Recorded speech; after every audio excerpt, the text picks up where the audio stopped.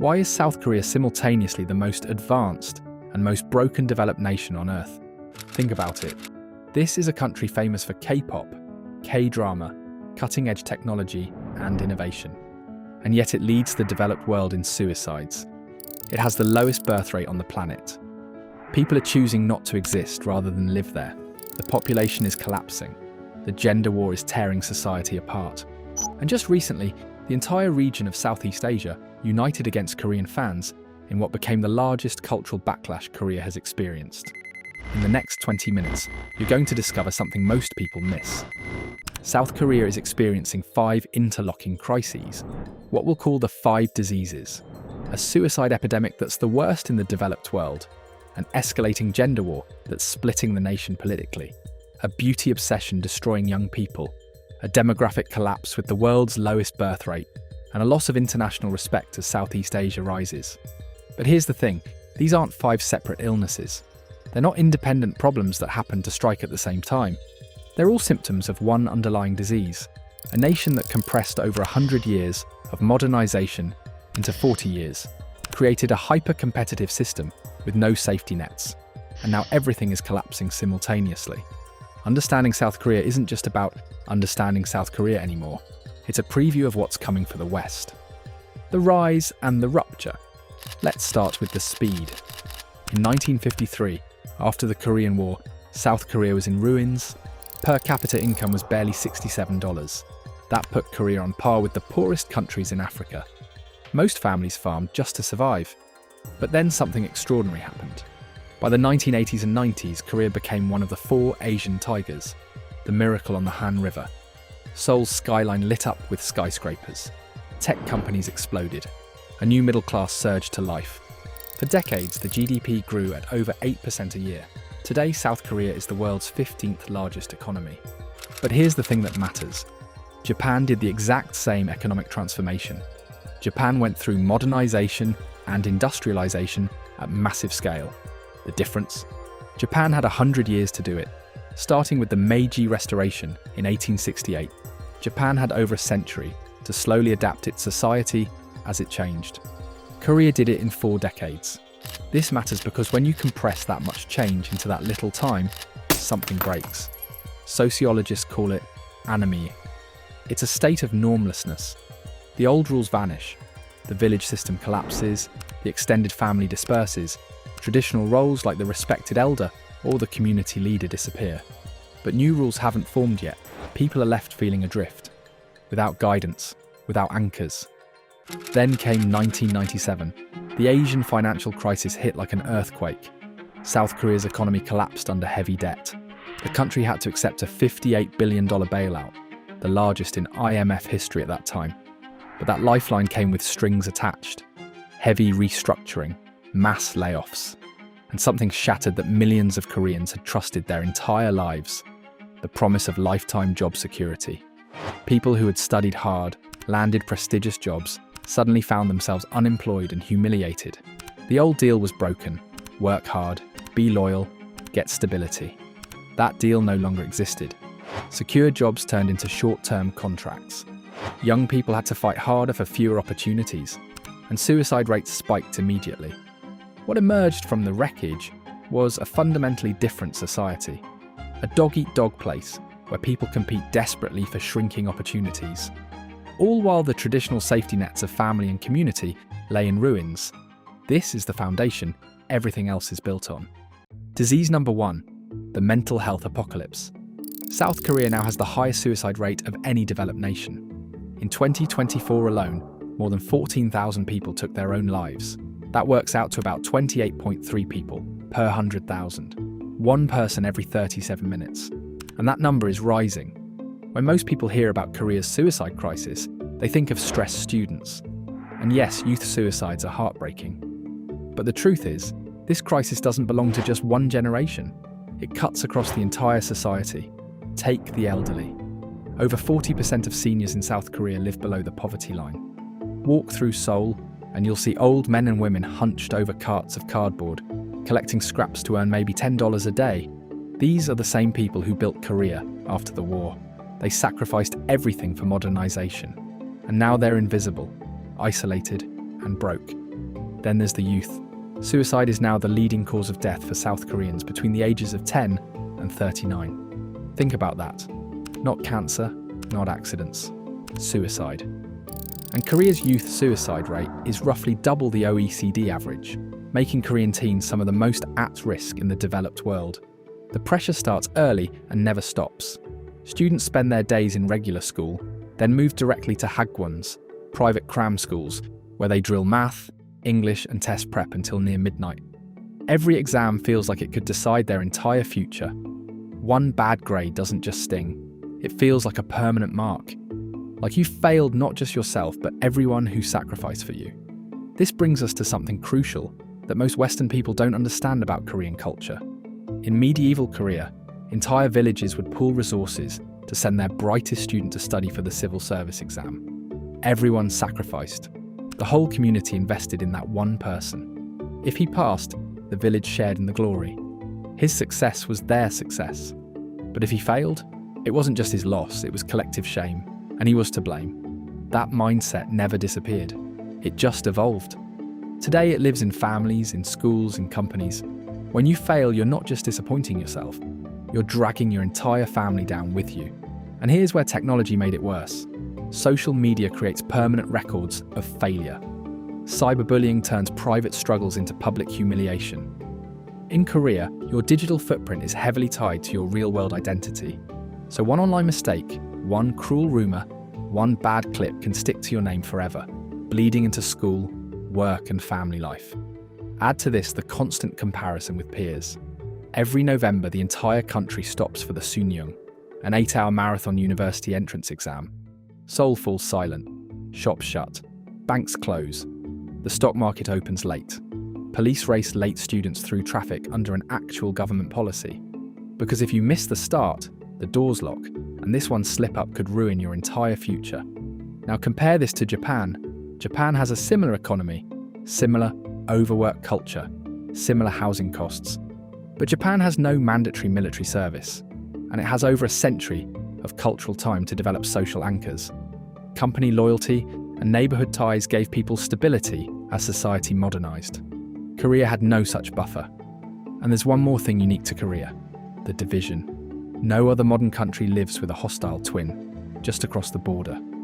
Korea was divided in 1945, but after the Korean War, that border slammed shut permanently. Families were separated over 70 years. That trauma doesn't just hurt one generation, it ripples forward. It shapes grandchildren. It creates a cycle of loss that echoes through families for decades. And that tension never leaves. It seeps into daily life through mandatory military service, through air raid drills, through news about North Korean missiles. When you put all this together, the compressed modernization, the broken economic promise, the shame culture, the constant comparison, the family burden, the division trauma, it's not just a mental health crisis, it's a systemic cultural storm. Disease 2, the gender war. In June of 2025, South Korea held a presidential election, and the results told a story that's spreading across the developed world.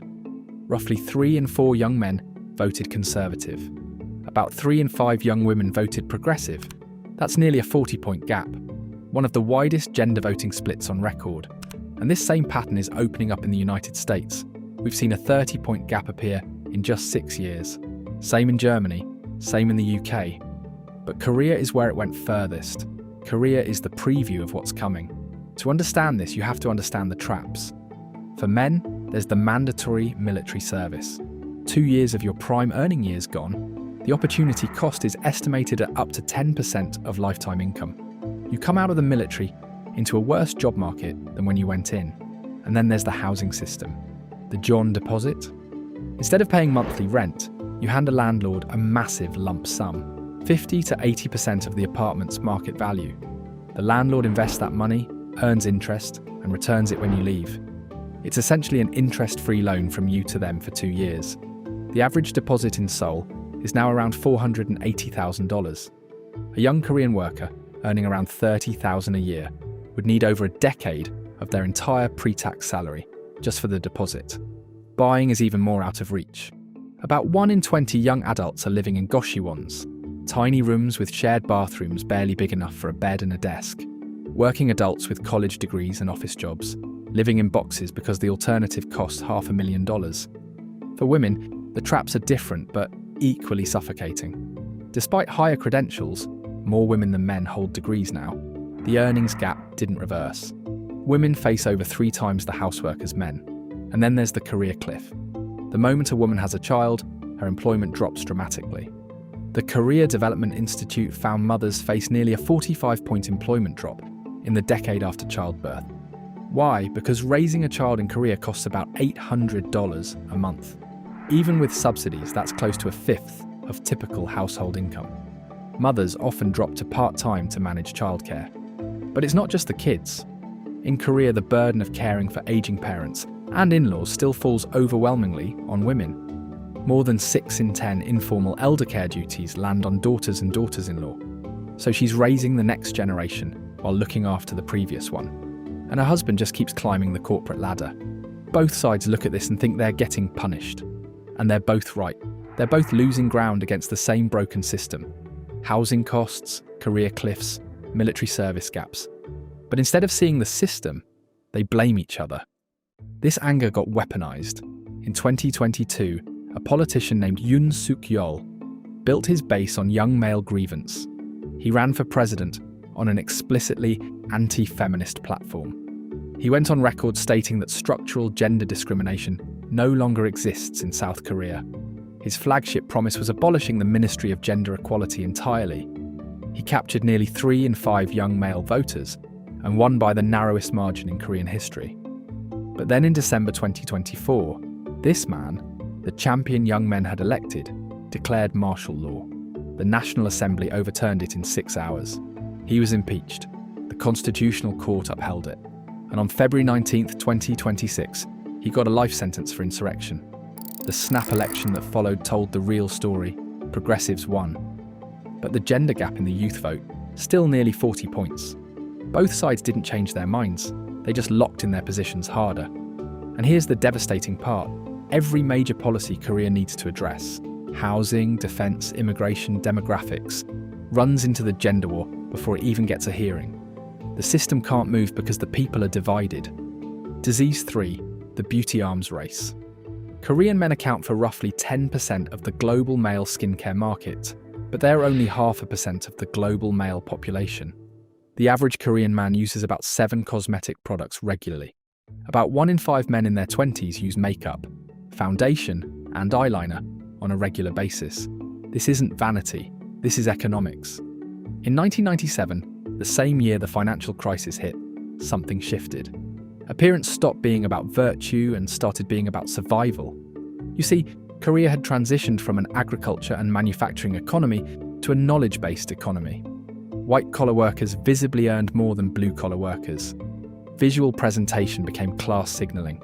You can't bother looking good in a factory, but you can definitely look good as a salaryman. So appearance became pure economic calculation. By 2016, over 9 out of 10 Korean companies required photos on job applications, and they asked personal questions that would incur HR's wrath in the West. In 2019, the government passed the Blind Hiring Act, supposed to ban appearance-based questions from large employers. Problem solved? Not even close. Job seeker photo studios are still thriving. You walk in, get a rental suit off the rack. The marketing pitch is simple. Having your job application photo taken here increases your chances of getting hired. 4 out of 5 Korean job seekers believe looks affect employment. 2 out of 5 experience appearance-based discrimination when applying for jobs. The human cost is severe. A study of nearly 3,000 young Koreans found that those experiencing repeated appearance discrimination have 3.7 times higher odds of poor health outcomes. Now, the beauty industry didn't create this demand from scratch. Korea has 3 specific engines that all power each other. The first engine is K-pop. Building a single K-pop group in 2025 cost upward of $7.5 million before they even perform. These companies don't just buy polished performers, they manufacture them. Trainees spend anywhere from 2 to 10 years being physically and professionally transformed. When a company decides a trainee needs surgery, the company pays for it as an investment. The second engine is K-beauty. It's a $13 billion industry backed by serious research infrastructure. Amore Pacific alone invests 3% of its revenue into R&D with over 500 researchers worldwide. And it has amazing synergy with K-pop.